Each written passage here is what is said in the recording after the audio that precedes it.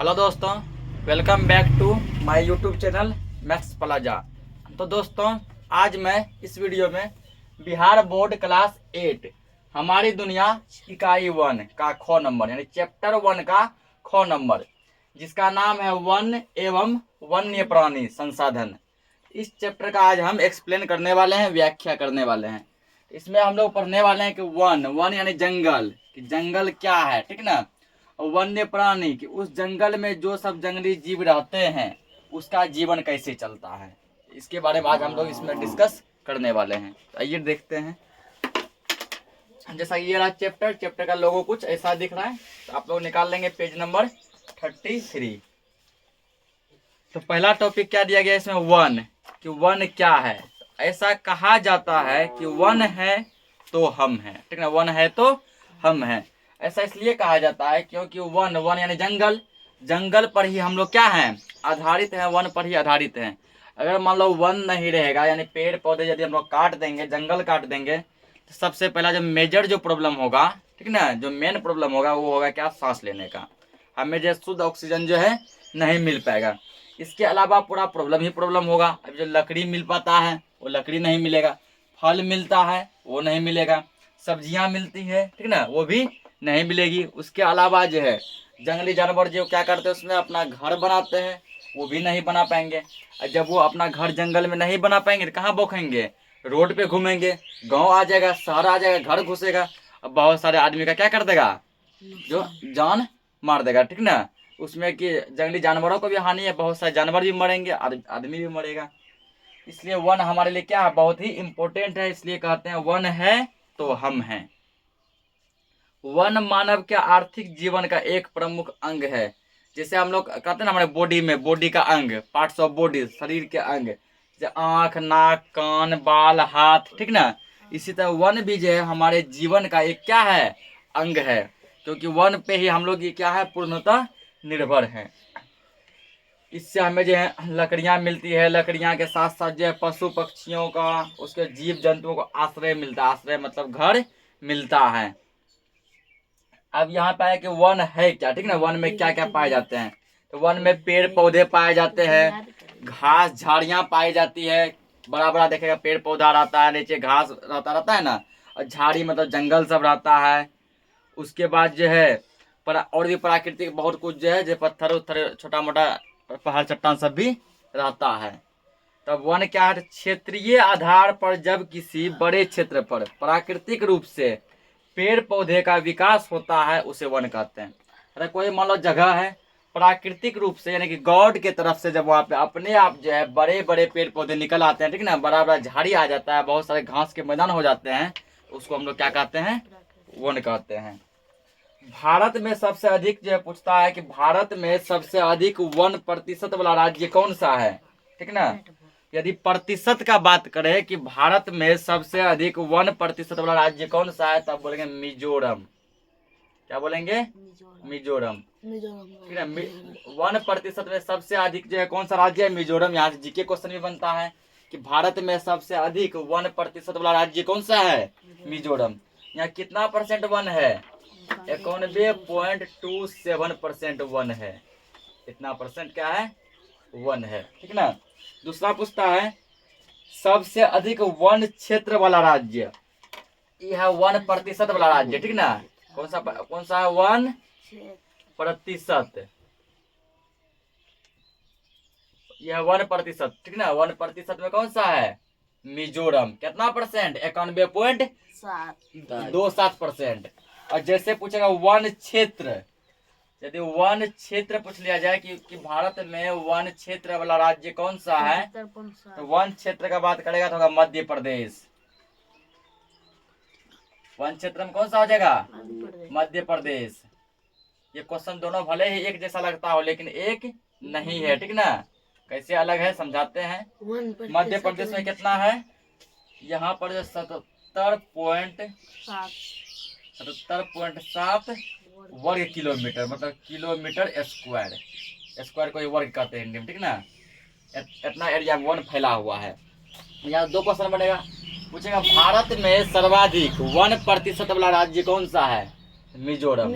या सर्वाधिक नहीं देखे देखा, भारत में सबसे अधिक वन प्रतिशत वाला राज्य मिजोरम। कितना परसेंट वन है? 91.27%। पूछेगा भारत में सर्वाधिक वन क्षेत्र वाला राज्य कौन सा, मतलब कहाँ सबसे अधिक वन है? मध्य प्रदेश, ठीक ना। कितना है? 77.7 वर्ग किलोमीटर या फिर किलोमीटर स्क्वायर। समझ गए ये? तो अगला टॉपिक दिया गया है यहाँ पे, वन संसाधन का वितरण, ठीक ना। यानी वन जो है कैसे कैसे बटा हुआ है, कहाँ कहाँ बटा हुआ है। तो यहाँ पर जो है ये जो समझाने वाले जो व्यक्ति हैं, जो कि इसमें इस अध्याय में जो समझा रहे हैं, वो एक फौजी हैं। वो क्या है? फौजी है। वो जो बाहर से आए हुए हैं, ठीक ना, अपने भतीजा लोग को जो समझा रहे हैं कि देखो हम लोग जिस इलाके में रहते हैं ना, वहाँ बहुत ज्यादा क्या रहता है? वन रहता है। आज मैं तुम लोगों को वन के बारे में, जंगल के बारे में बताता हूँ। तो फौजी चाचा कहते हैं तो तुम लोग को तो सब पता है, मतलब फौजी चाचा कहते हैं कि तुम लोग को तो पहले से ही पता है काफी जरा चीज। अब मैं तुम्हें वन संसाधन के वितरण और वितरण को प्रभावित करने वाले कारक के बारे में बताता हूँ कि वन संसाधन कैसे कैसे बटा हुआ है, ठीक ना, और किन किन चीजों से वो जो है प्रभावित होता है। तो सभी बच्चे क्या करने लगे? ध्यान से सुनने लगे। तो फौजी चाचा कहते हैं कि वन संसाधन के विकास एवं वितरण को प्रभावित करने वाले कारकों में जलवायु, उच्चवाच, मृदा, स्थलाकृति की ढाल, आर्द्रता इत्यादि प्रमुख हैं। कहता है कि वन क्षेत्र को यदि कोई प्रभावित करता है, ठीक ना, तो उसमें सबसे मुख्य है जलवायु। जलवायु का मतलब होता है मौसम, ठीक ना। कहीं देखेगा बड़ा बड़ा वन है, बहुत ज्यादा वन है, जैसे हम मिजोरम में देखो 1% बहुत है। मध्य प्रदेश में बहुत बड़ा क्षेत्रफल यानी एरिया, बहुत ज्यादा एरिया में वन फैला हुआ है। निर्भर करता है वहाँ का जलवायु कैसा है, ठीक ना, वहाँ का मौसम कैसा है। ठंडा मौसम है, गर्म मौसम है, शुष्क मौसम है, या फिर जो है बराबर चेंज होने वाला मौसम है, कैसा मौसम है। उसके मृदा, वहाँ की मिट्टी भी निर्भर करती है, ठीक ना, कि मिट्टी कैसी है, उर्वरा शक्ति है कि नहीं है, काली मिट्टी है, दोमट मिट्टी है, ठीक ना। कि बहुत सारे टाइप की मिट्टी पढ़ाए थे, लेटेराइट मिट्टी है, लाल मिट्टी है, कौन सा मिट्टी है, ये भी निर्भर करता है। तो स्थलाकृति की ढाल निर्भर करता है, वो जो है ढलान ऐसे स्लोप वाइज है कि ऐसे करके है कि समतल है, ठीक ना, ये सभी निर्भर करता है।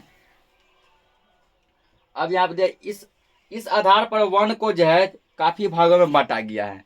पूछेगा वन को कितने भागों में बांटा गया है, तो वन को निम्नलिखित भागों में बांटा गया है। बोलेगा वन के प्रकारों के नाम बताएं, वन के भागों के नाम बताएं। तो सबसे पहला होता है सदाबहार वन। कौन सा होता है? सदाबहार वन। फिर होता है पतझड़ वन, उसके बाद मिश्रित वन, और क्या होता है? शंकुधारी वन, ठीक ना। वन को 4 भागों में बांटा गया है, सदाबहार वन, पतझड़ वन, मिश्रित वन और शंकुधारी वन, ठीक ना। अब बारी बारी सब समझते हैं कौन सा वन जो है क्या है। सदाबहार वन के अंतर्गत लंबे लंबे वृक्ष लगभग 60 मीटर तक उगते हैं। इस वृक्षों में शाखाएं कम होती है या छोटे से क्षेत्र पर कई किस्मों के वृक्ष उगते हैं, जो अलग अलग समय पर अपनी पत्तियां शुष्कता से बचाने के लिए गिराती है। सदाबहार वन का क्या ये खासियत है, ठीक ना, यहाँ पर जो पेड़ जो उगेंगे वो बहुत ही बड़े बड़े पेड़ होंगे, लगभग समझो कि 60 मीटर का होगा। लगभग कितना मीटर का होगा? 60 मीटर का होगा। तो 60 मीटर सोच सकता है कितना बड़ा होगा, ठीक ना। 1.5 मीटर समझो कि 1.5 मीटर जो है इतना बड़ा हो जाता है, नीचा से जो है 1.5 मीटर कम से कम इतना बड़ा हो जाएगा, ठीक है। यहाँ तक होता है 1.5 मीटर, मात्र 1.5 मीटर। ऐसा 60 मीटर लंबाई सोच लो, ठीक ना, कि 60 मीटर कितना ज्यादा बड़ा होगा। इतने बड़े बड़े वृक्ष जो क्या होते हैं इसमें पाए जाते हैं। और वृक्ष के बगल से शाखा जो निकलता है, ठीक ना, जैसे मान लो कि चलो ये वृक्ष है, ठीक, इसके बगल से शाखा जैसे निकलता है, इस शाखा इसमें बहुत ही कम होता है। शाखा क्या होता है? कम होता है। और समय समय पर इस वृक्ष के क्या होता है? पत्ते जो है झड़ते रहते हैं। इस टाइप के वन को हम लोग क्या कहते हैं? सदाबहार वन कहते हैं। कहता है कि यह वन जो है कभी भी एक साथ पत्ता रहित नहीं होता है, ठीक है। कुछ मौसम में इस साइड का पत्ता झड़ेगा, इस साइड का पत्ता नहीं झड़ेगा। कुछ मौसम में इस साइड का पत्ता झड़ेगा, इधर का नहीं। कभी ऊपर का झड़ेगा, नीचे का नहीं। मतलब कि एक साथ जो है इसके सभी पत्ते नहीं झड़ते हैं। ये पत्ता रहित कभी भी नहीं होता। बहुत सारा देखा होगा पेड़ पौधे, एक मौसम ऐसा आता है पतझड़ मौसम, लगता है पूरा पत्ते झड़ गया, लगता है ना, खाली जो केवल इसका ये तना और ये शाखा नजर आता है। ऐसा हो जाता है, लेकिन इसमें ऐसा नहीं होगा। तुमको पत्ता सब भी दिन नजर आएगा, क्योंकि एक हिस्सा का झड़ता है, दूसरा हिस्सा का नहीं झड़ता है। इसी कारण से इसको क्या कहते हैं, सदाबहार वन कहते हैं। सदाबहार मतलब सब दिन देखने वाला, मान लो। ये वन कहाँ पाया जाता है? अमेजन में इन वनों को सेलवा कहा जाता है, ठीक ना। पूछता है कि दुनिया का सबसे बड़ा जंगल कौन सा है? एक जीके क्वेश्चन और बनता है यहाँ से कि दुनिया का सबसे बड़ा जंगल कौन सा है? तो वो है अमेजन जंगल। कौन सा है? अमेजन जंगल या फिर अमेजन वन, ठीक ना। ये जो है दुनिया का सबसे बड़ा जंगल है, दुनिया का सबसे बड़ा जंगल है। पूछता है ये कहाँ पे है? ये अमेरिका में है। अमेरिका के किस भाग में? दक्षिण अमेरिका में, ठीक है ना, दक्षिण अमेरिका में है। और इस अमेजन जंगल में जो है, इसी सदाबहार वन का नाम क्या है? सेलवा। क्या कहते हैं? सेलवा कहा जाता है। किस वन को? सदाबहार वन को सेलवा कहा जाता है। अमेजन जंगल में सेलवा नाम से जाना जाता है। भारत में ऐसे वन, ठीक है ना। भारत में ऐसे वन जो है पश्चिमी घाट के पश्चिम अंडमान निकोबार द्वीप समूह एवं उत्तर पूर्वी राज्यों में पाया जाता है, ठीक है ना। कि भारत में ये जो है पश्चिमी घाटी, यानी कि भारत का जब चौहद्दी देखेगा, चारों जब देखेगा, ठीक ना। जैसे मान के चलो ये इंडिया है, ये इसका क्या मैप हो गया? North, south, east, west. पश्चिमी घाटी ये हुआ पश्चिम में, ठीक ना। इस साइड जो इसका वन देखने को मिलेगा, कहाँ पे? भारत में। उसके बाद दिया है अंडमान निकोबार, एक द्वीप है, भारत का ही हिस्सा है, ठीक ना। जो कहाँ पड़ता है? जो कि तुमको जो है सागर में जाके पड़ता है। कौन सा सागर में? बंगाल की खाड़ी में शायद तुमको पड़ता होगा ये, ठीक ना। बंगाल की खाड़ी में ये पड़ता है। तो वहां पर भी इसका तुमको जो है ये इस टाइप का वन देखने को मिलता है। और अगला कहाँ पे मिलता है? उत्तर पूर्वी। ये है उत्तर, है ना, नॉर्थ। ये है पश्चिम, ईस्ट, पूरब। यहाँ बीच में यहाँ पर भी ये वाला वन मिलता है, जो सब एरिया यहाँ पे आएगा। अगला आप दिया गया है, और कहाँ मिलेगा ये? इस वन में कौन कौन से वृक्ष उगते हैं? सिनकोना, रबर, महोगनी, एबनी, ठीक है, नारियल, तार, बरगद, ये सब वृक्ष, ये सब जो है पेड़ इस वन में उगते हैं। अगला अब है उष्णकटिबंधीय पतझड़ वन। अगला क्या? पतझड़ वन, ठीक ना। तो पतझड़ वन जो है ये कम से कम 100 से 200 सेंटीमीटर वर्षा वाले क्षेत्रों में पाया जाता है। जिस इलाका में जो है 100 से 200 सेंटीमीटर, 100 से 200 सेंटीमीटर क्या वर्षा होती है, ठीक है ना। जिस इलाका में 100 से 200 सेंटीमीटर वर्षा होती है, उस इलाका में पतझड़ वन पाया जाता है। ग्रीष्म ऋतु के पहले शुष्कता से बचने के लिए इस वन के वृक्ष अपने पत्ते गिरा देते हैं। जब जो है ठंड खत्म होती है, ठीक ना, गर्मी आने वाले होते हैं, ठंड खत्म होती है, गर्मी आने वाले होते हैं, उसी बीच जो है क्या होता है, एक ऋतु आता है, वसंत ऋतु, ठीक ना। तो वसंत ऋतु के बाद जो है क्या होता है, तो इस पेड़ के पत्ते जो लगभग झड़ जाते हैं, यानी कि गर्मी आने से पहले इस पेड़ के सारे पत्ते झड़ जाते हैं, जिससे पूरा वन जो है क्या हो जाता है, पत्ता रहित, मतलब केवल डंटा ऐसा नजर आता है, ठीक ना। लगता नहीं कि पूरे वन में पत्ता है, जंगल जैसा लगभग नहीं करता है। इसी कारण से इसको क्या कहते हैं, पतझड़ वन कहा जाता है, क्योंकि ये सारे पत्ते अपना जो है झाड़ देते हैं। ये कहाँ कहाँ मिलता है? पश्चिमी घाट में, इस इलाके में ये भी मिलेगा। उसके बाद जो है ये बिहार में, अपना बिहार में भी किस टाइप का वन पाया जाता है? तो क्वेश्चन पूछ सकता है कि बिहार में किस प्रकार के वन पाए जाते हैं? तो बिहार में पतझड़ वन पाए जाते हैं। कौन सा वन? पतझड़। क्योंकि हम लोग देखते हैं आसपास के जो पेड़ सब जो होते हैं, गर्मी आने से पहले, सरस्वती पूजा के बाद देखो क्या होता है, सरस्वती पूजा के बाद, होली के बाद जो है पेड़ के पत्ते अपने आप सब क्या हो जाते हैं, झड़ जाते हैं, झड़ते हैं ना। और फिर कुछ दिनों तक पेड़ पूरा खाली रहता है, उसके बाद नए पत्ते आते हैं। तो बिहार, उत्तर प्रदेश, झारखंड, उड़ीसा, मध्य प्रदेश, कर्नाटक, इन सब राज्यों में पतझड़ वन पाए जाते हैं, छत्तीसगढ़ जैसे। और जो है इस वन में जो है सागवान, जाल, रोडवुड, चंदन, शीशम, सहतूत, ये सब वृक्ष जो है क्या होते हैं, मिलते हैं। सागवान का नाम सुना होगा, ठीक ना। यदि कोई नहीं भी सुना होगा, खेसारी तुम लोग को सागवान वृक्ष का नाम सुना दिया होगा, सुनाया है ना। पलंग सागवान के टूट जाए राजा जी। तो ये सागवान क्या है? सागवान कोई साग नहीं है। सागवान क्या है? एक पेड़ होता है।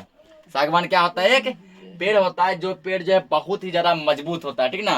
और उस पेड़ का यदि कुर्सी टेबल पलंग बनाया जाए, समझो कि सालों साल चलता है, पूरे बहुत ज्यादा मजबूत होता है। फिर सागवान के बाद शीशम का पेड़ हो गया, ये सब भी बहुत मजबूत होते हैं। और ये सब पेड़ किस वन में पाया जाता है? पतझड़ वन में। और पतझड़ वन कहाँ पाया जाता है? बिहार में। खेसारी लाल का घर कहाँ पे है? तो बिहार में, इसलिए वो बिहारी के लिए गाना गाएगा ना, ठीक ना। अगला अब क्या है? वनों की उपयोगिता, यानी हमारे जीवन में जो है वन का यानी जंगल का क्या क्या उपयोग है। तो फौजी चाचा जी कहते हैं कि प्राचीन काल से लेकर वर्तमान युग तक वन के उपयोग में परिवर्तन आया है। तथा प्राचीन काल में यानी आज से जो है समझो कि बहुत साल पहले जब जो है आदि मानव लोग रहा करते थे, ठीक ना, अर्ली मैन रहा करते थे, वो लोग वन का उपयोग कुछ और तरीके से करते थे, हम लोग कुछ और तरीके से करते हैं। कि आने वाली पीढ़ी जो है कुछ और तरीके से करेंगे। आरंभ में वनों का उपयोग मानव द्वारा जंगली जानवरों से रक्षा तथा विषम जलवायु से बचने के लिए किया जाता था। तो शुरुआती में जो है आज से बहुत साल पहले जब जो है आदि मानव लोग रहा करते थे, वो लोग क्या करते थे? जंगल में ही रहते थे, ठीक ना, जंगल में ही रहते थे। और वो लोग जंगल वन का उपयोग क्यों करते थे? ताकि जंगली जानवर वन में नहीं आ पाए, ठीक ना, जंगल में छुपे हुए रहते थे। जब कोई जंगली जानवर आता था उसको क्या करते थे? मार देते थे, खा जाता ठीक ना।